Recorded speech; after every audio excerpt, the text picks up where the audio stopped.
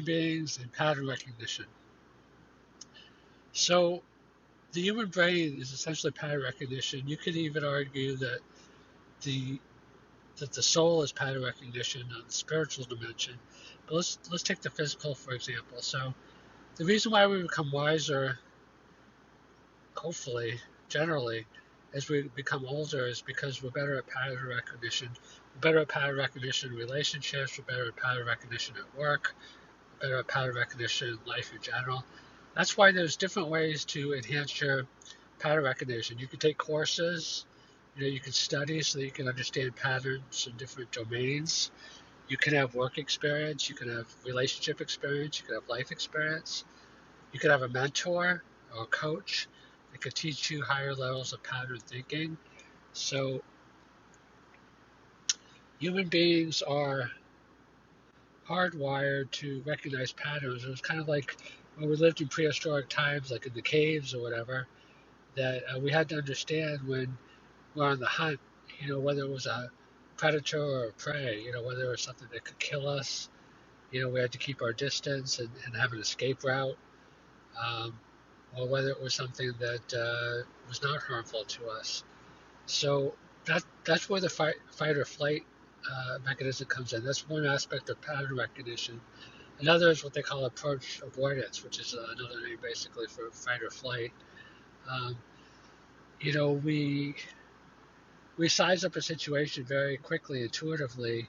Whether it be a social relationship. Sometimes some of this is subconscious, what some people call intuition, that something just doesn't feel right. Something does feel right or something doesn't feel right because we have a lot more information subconsciously.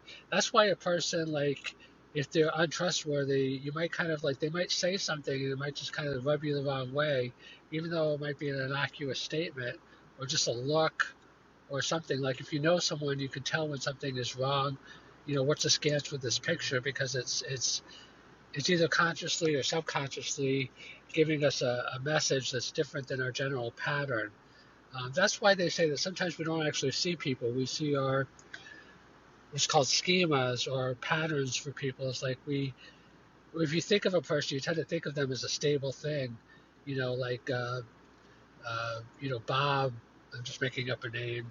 Is kind. He's soft-hearted. He's generous. He's sometimes gets taken advantage of. He's a hard worker. Whatever the constellation of things that fit into a pattern, and we tend to repeat those patterns. That's why we sometimes don't recognize when situations or people have changed, because we're not as much mindful sometimes, because it's mental shortcuts. So what happens is if every situation, every moment we had to like reanalyze something, it would be like almost traumatic. So we tend to take these mental shortcuts. But the wisest people sometimes are the ones that are most living in the moment and most mindful, because if you're just living in your thoughts and what you think is real, but you're oblivious to what's actually going on. Have you ever noticed, like, when you're very mindful, that it's kind of like you just react better because it's like you see something and it's just very clear as opposed to what you think about it? So human beings are uh, human beings are based upon pattern recognition.